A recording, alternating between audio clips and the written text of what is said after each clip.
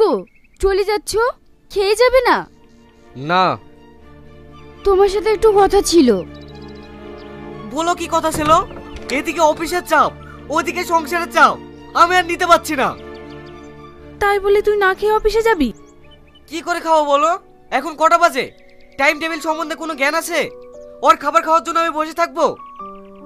আমি বাইরে কোথাও খেয়ে নেবো।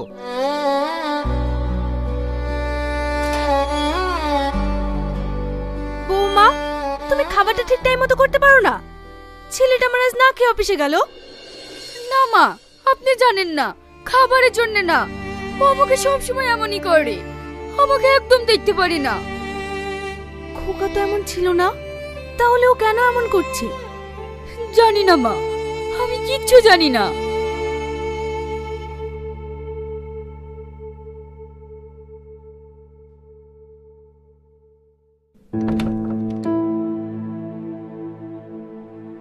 আচ্ছা সালমা, 5 নম্বর ফাইলটা তুমি রেডি করেছো? স্যার, কাজটা একটু আগে শুরু করেছি, এখনো ক্লিয়ার করতে পারিনি। এ তুমি কি বলছো? আমি বলিনি কাজটা আমার আর্জেন্ট? স্যার, আমাকে একটু সময় দেন, হয়ে যাবে। উফ, তোমরা কখন যে কি করো না। ঠিক আছে, হাত চালিয়ে করো।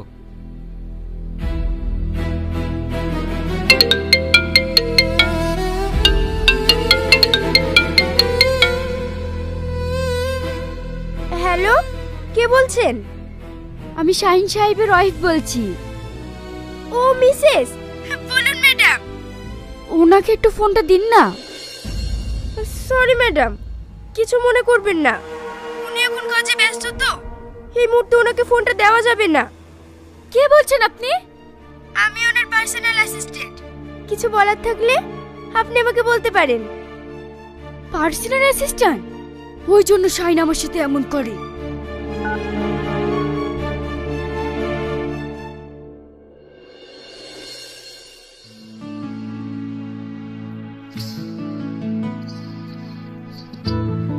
অফিসে তুমি এমন ব্যস্ত থাকো, ফোনটা ধরার সময় পাও না। বাড়িতে যে একটা মানুষ আছে সেটা পর্যন্ত ভুলে গেছো। আমি অফিসে ঘুমাতে যাই না, কাজ করতে যাই।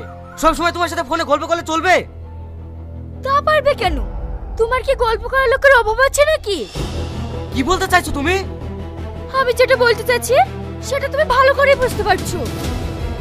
এই, তোরা সবসময় কি নিয়ে ঝামেলা করিস বলতো? মা, অফিসে সারাদিন কাজ করার পর বাড়িতে এসে আবার কিটকিটানি আমার একদম ভালো লাগে না। তুই জানিস শ্রাবণের সারাদিন কিছু খাইনি। খাইনি কেন? কি হয়েছে ওর? কি হয়েছে তোরা জানিস, ওসব ঝামেলা বাদ দে। চ খাইলি গা।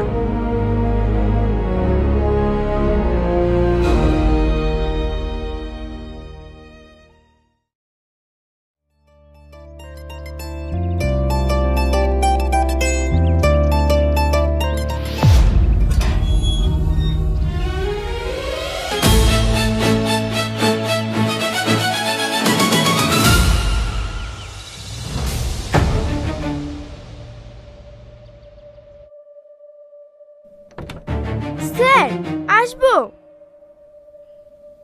এসো। স্যার, ম্যাডামকে বিশু ডাক্তারের বাড়িতে ঢুকতে দেখলাম। বিশু ডাক্তারের বাড়ি? ঠিক আছে, তুমি কাজ করো, আমি আসছি।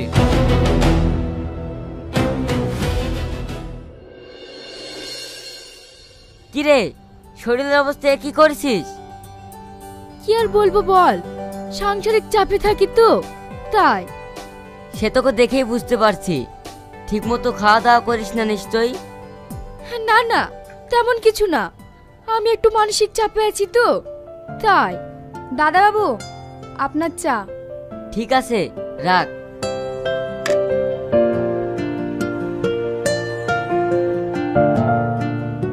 কিরে, চা খা। হ্যাঁ হ্যাঁ, খাচ্ছি।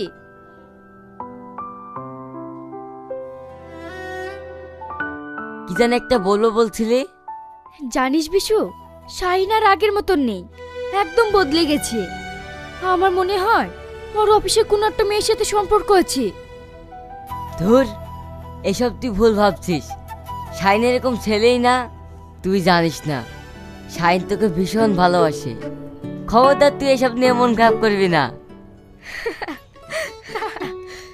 কতদিন এভাবে মন খুলে হাসিনি। আজ থেকে তুই এভাবেই হাসবি। হাসলে তোকে কত সুন্দর দেখায় জানিস?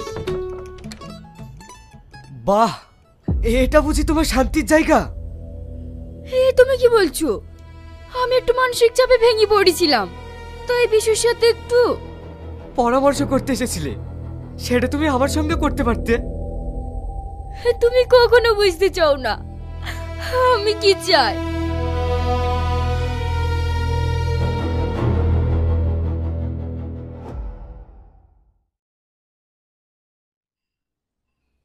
কি হলো? এসব তুমি কি করছো? আমি তোমার বাড়িতে আর এক মুহূর্ত থাকবো না। আমি এক্ষুনি চলে যাব। থাকবে না মানে? কোথায় যাবে? তা জেনে তোমার কি লাভ? যে দিকে আমার দু চোখ যাবে আমি সেই দিকে যাব। মিথ্যে কথা বলছো কেন? যাওয়ার জায়গা তো তোমার তৈরি হয়ে গেছে। যাওয়ার জায়গা আমার হয়নি, হয়েছে তোমার। কি আজে বাজে বলছো? হ্যাঁ আমি ঠিকই বলছি। তুমি তোমার পার্সোনাল অ্যাসিস্ট্যান্ট নিয়ে থাকো গা। যাচ্ছ যাও, তাতে আমার কোনো আপত্তি নেই, কিন্তু যাওয়ার আগে ডিভোর্স পেপারে সই করে তারপরে যাবে। এই তোর এসব কি লাগালি? কি করছিস বলতো? মা তুমি থাকো, আমি এগুলো সব ক্লিয়ার করে আসছি। শাহিন, তুই কিন্তু ভুল করছিস। না আব্বা, আমি কোনো ভুল করছি না। ভুল তো আমি অনেক আগেই করে ফেলেছি, আর আজ সেটা ঠিক করতে যাচ্ছি।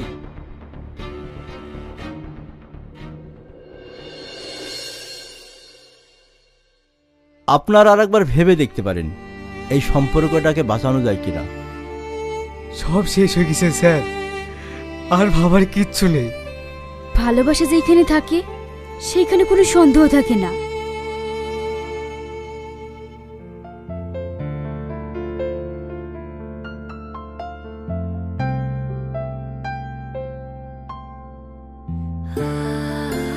এখানে দুজনে সই করে দিন।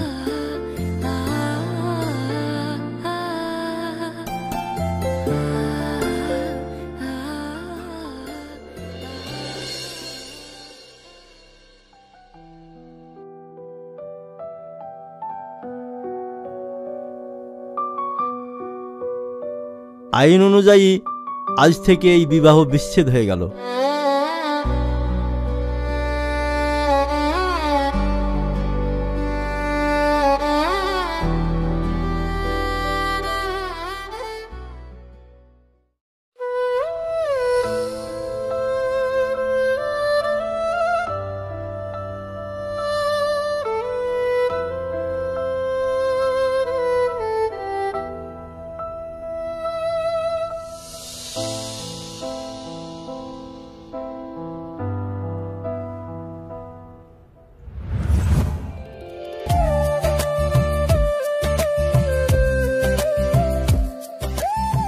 আচ্ছা শাহিন, ওই আকাশে চাঁদটা দেখেছো? কত সুন্দর দেখতে। সুন্দর, তবে তোমার চেয়ে নয়। কি যে বলো তুমি। পারবে না ওই চাঁদের মতো আলো দিয়ে আমার ছোট্ট ঘরটাকে আলোকিত করতে? হ্যাঁ পারবো, খুব পারবো। আমার খুব ভয় হয় জানো। ভয়? কিসের ভয়? কোনো এক দমকা বাতাসে আমরা যদি আলাদা হয়ে যাই। না, পৃথিবীর কোনো শক্তি আমাদের দুজনকে আলাদা করতে পারবে না। দেখছো না তোমার হাতটা কেমন শক্ত করে ধরে আছি।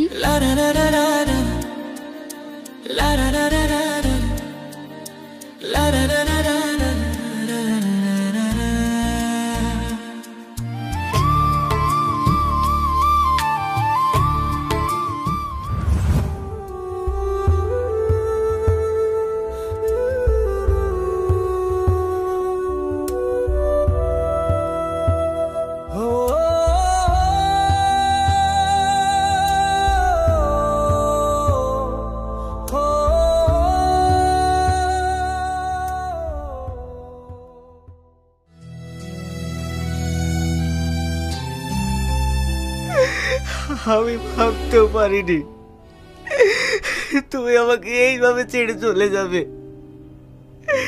তুমি বলেছিলে ভালোবাসা মানে একে অপরকে বুঝতে পারা। আমি তোমাকে বুঝতে পারিনি শ্রাবণী। আমি তোমাকে বুঝতে পারিনি।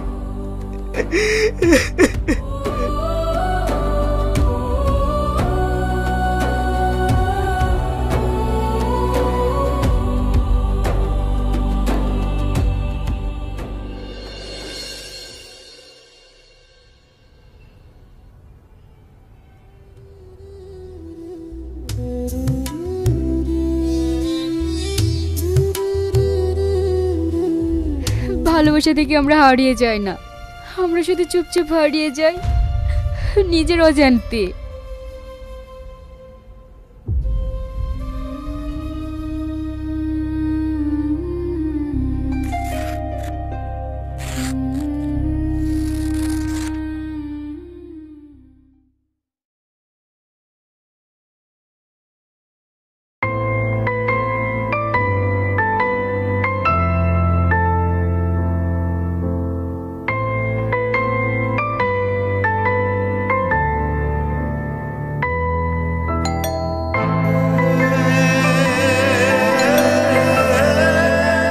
কিরে শাহিন, শুনতে পাচ্ছিস না?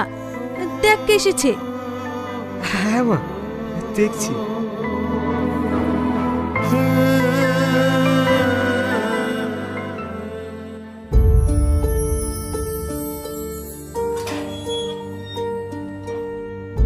কিছু বলবেন? আপনার একটা চিঠি এসছে, এই নিন, আর এখানে একটা সই করে দিন।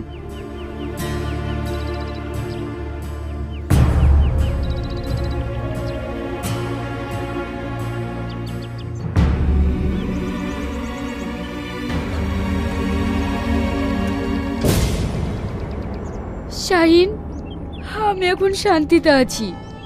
তোমার রাগের মধ্যেও আমি একসময় ভালোবাসা খুঁজে পেতাম। আজও বৃষ্টি পড়লে মনে হয় তুমি জানালার পাশে বসে আছো। যদি কখনো আকাশের দিকে তাকাও তাহলে ভাববে আমি তোমার অপেক্ষায় আছি।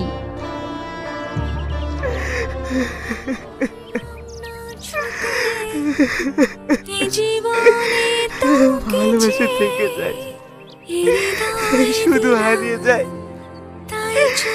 ভালোবাসার মানুষ।